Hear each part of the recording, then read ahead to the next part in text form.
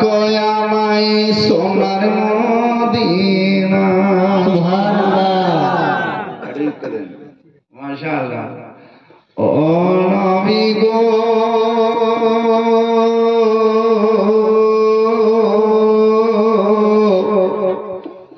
ডাকো আমায় সোনার মদিনা,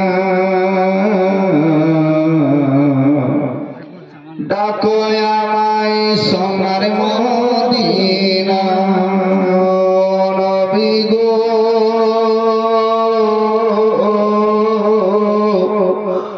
ডাকো আমায় সোনার মদিনা। বিরহে আর কত থাকিব গে মত, বিরহে আর কত থাকিব গে মত, করিব তোমায় বাসনা।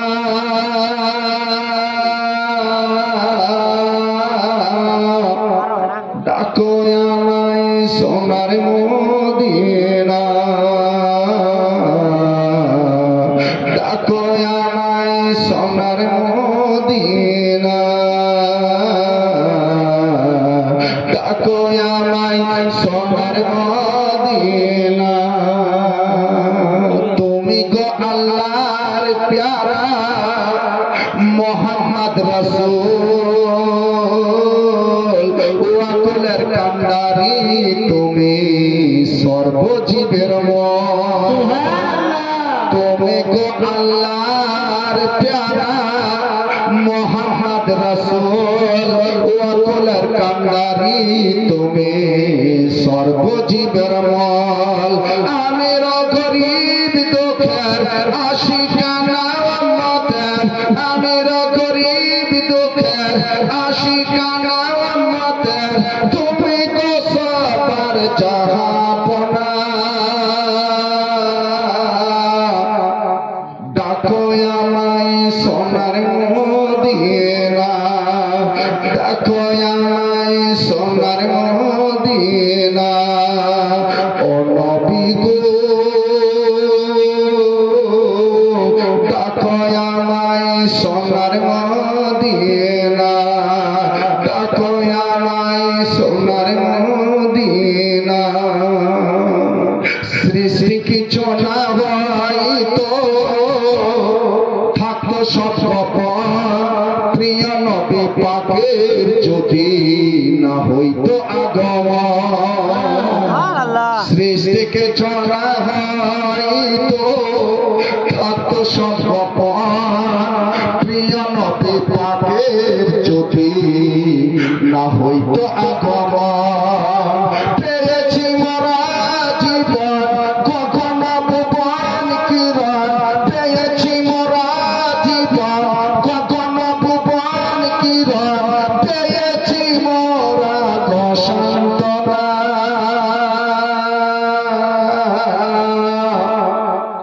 ডাকো আমায় সোনার মদিনা, ডাকো আমায় সোনার মদিনা, ডাকো আমায় সোনার মদিনা। ও নবী গো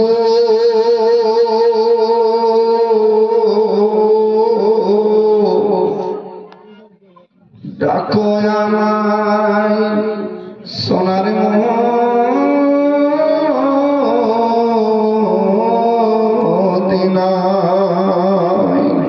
কাফেলা চলে যাচ্ছে, উটের উপরে কিছু সওয়ারি, ঘোড়ার উপরে কিছু সওয়ারি।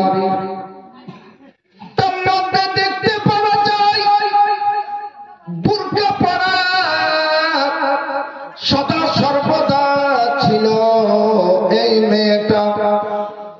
তার মাথায় আজকে কাপড় নাই, চোখ দিয়ে ঝরঝর করে অশ্রু পড়ছে, জল পড়ছে।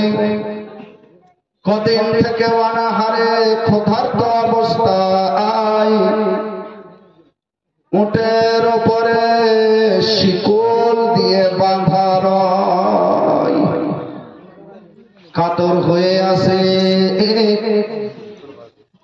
সে মেয়েটা আল্লাহকে জানো ইশারা করে সিজদা করছে। সুবহানাল্লাহ। আমার নবী মুস্তাফা সাল্লাল্লাহু তাআলা আলাইহি ওয়াসাল্লাম বলেন, তোমাকে যদি সময় পাওয়া না যায়, ঘোড়ার উপরে আসো, তুমি যদি দাঁড়াও তাহলে তোমার সাথী বন্ধুরা চলে যাবে, তোমাকে কেউ ধরে নিয়ে যাচ্ছে, ছেলে ভরে দিবে, জালিমের কবলে তুমি পড়েছো, তোমাকে তখনও নামাজ আদায় করতে হবে। ঝুমকে বলো সুবহানাল্লাহ। আর একটু মহব্বতে বলেন সুবহানাল্লাহ, চিৎকার করে বলেন সুবহানাল্লাহ। দয়ালু আল্লাহ মুস্তাফা সাল্লাল্লাহু তাআলা আলাইহি ওয়াসাল্লামের পবিত্র ইতিহাসে পাওয়া যায় নবী মুস্তাফা সাল্লাল্লাহু তাআলা আলাইহি ওয়াসাল্লামের বাড়ির একজন মেয়ে এই কাফেলাতে চলে যাচ্ছে, সামনে দেখতে পাওয়া যায় কাটা একটা মাথা নেজার উপরে তোলা রয়েছে। লোকজন জিজ্ঞাসা করে এই মাথাটা কার? সবাই বলে এই মাথাটা হচ্ছে ইমামে হুসাইনের। ইমামে হুসাইনকে শহীদ করে দেওয়া হয়েছে কারবালা প্রান্তরে। নিয়ে যাচ্ছে দামেস্ক নগরে। পিছনে রয়েছে হযরতে জয়নুল আবেদিন, পিছনে রয়েছে হযরতে সাকিনা, পিছনে রয়েছে হযরতে সোহরবানু, পিছনে রয়েছে হযরতে আলা, হযরতে সাকিনা। জোহরের নামাজের টাইম হয়ে গেছে।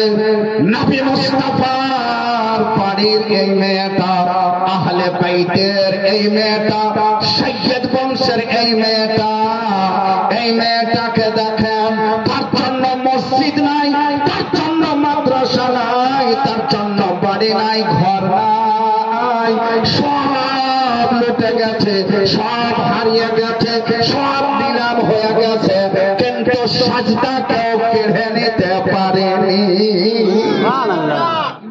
ঝুমকে বলো সুবহানাল্লাহ। ও আমার মায়েরা মনে রাখো, সাজদা করছেন, ইশারাতে সাজদা করছেন। আজ আমরা জলসাতে এসে কিছু সাজদা যদি না শিখতে পারি, রুকু যদি না শিখতে পারি, তাহলে জলসা শোনা শুধু শোনা হয়ে যাবে, আমল করা হবে না। ও আমার প্রাণের কলেজার বহিনেরা, আপনাদের বাড়ি থাকতে নামাজ পড়েন না, ঘর থাকতে নামাজ পড়েন না, পানি থাকতে নামাজ পড়েন না, ব্যবস্থা থাকতে নামাজ পড়েন না। একটা মেয়ে যদি নববধূ হয়েছে, নতুন দুলহান সেজেছে, আর সে যদি শ্বশুরের বাড়িতে যে নামাজ আদায় করে, আমি গ্যারেন্টি দিচ্ছি সেই মেয়েটা ওই বাড়িতে সবারই ভালোবাসা পাবে।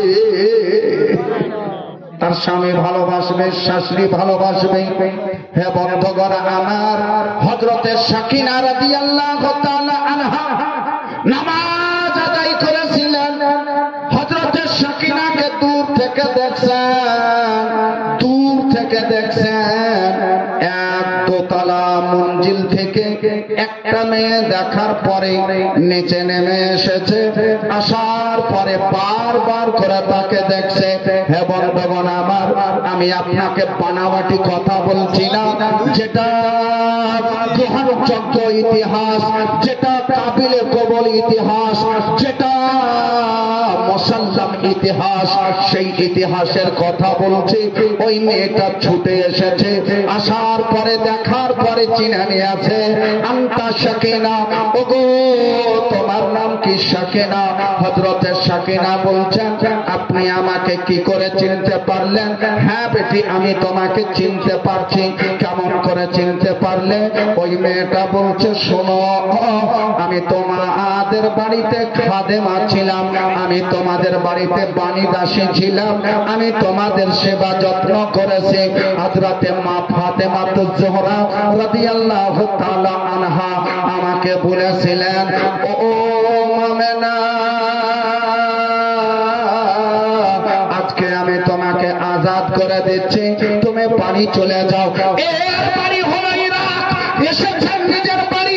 হে বন্ধুগণ আমার, ওই আমার মায়েরা বোনেরা গো, এই মেয়েটাকে ফাতেমা তো জোহরা রাদিয়াল্লাহু তাআলা আনহা বলেছিলেন, একদিন আমার ছেলে চলে যাবে, আমার একদিন মেয়ে তোমার দরবার থেকে যাবে, আমার পরিবার বর্গ তোমার বাড়ির সামনে যাবে, তুমি আমার হাতে হাত দিয়ে আজকে ওয়াদা করো, আজ ওয়াদা করো, তুমি তাদেরকে দুপুরের সময় 4টি খাবার খাওয়াবে। মুমিনা, তোমার বাড়ির সামনে দিয়ে আমার ছোট্ট ছোট্ট ছেলেরা মেয়েরা যাবে, তুমি তাদেরকে 4টি খাবার খাওয়াবে। মুমিনা বলেন, কিসের জন্য যাবে? তুমি দেখে নেবে নিজে, আমার সঙ্গে তুমি ওয়াদা করো। মুমিনা ওয়াদা করেছিলেন, যদি আমি বেঁচে থাকি তাদের আপ্যায়ন করব। আজ সে কথাটা পূর্ণ হচ্ছে। তুমি কি ফাতেমা তো জোহরার বেটি পতিন সকিনা? হযরতে সাকিনা বলছেন, হ্যাঁ আম্মা জান, আমি ফাতেমা তো জোহরা সেই পতিন, আমি হোসেনের বেটি, আমার নাম হলো সাকিনা। আমি তো তোমাকে সেই সময় দেখিনি, কিন্তু তোমার চেহারা দেখে লাগছে ফাতেমার মতো। ছোট্ট বলো সুবহানাল্লাহ, আরো একটু মহব্বতে বলো সুবহানাল্লাহ। আমাকে তোমার চেহারা দেখে লাগছে ফাতেমার মতো, আর তোমার ক্যারেক্টার দেখে লাগছে, তোমার চরিত্র দেখে লাগছে, তোমার সিজদা দেখে লাগছে ফাতেমার সিজদার মতো। যারা ছোট্ট বলে সুবহানাল্লাহ।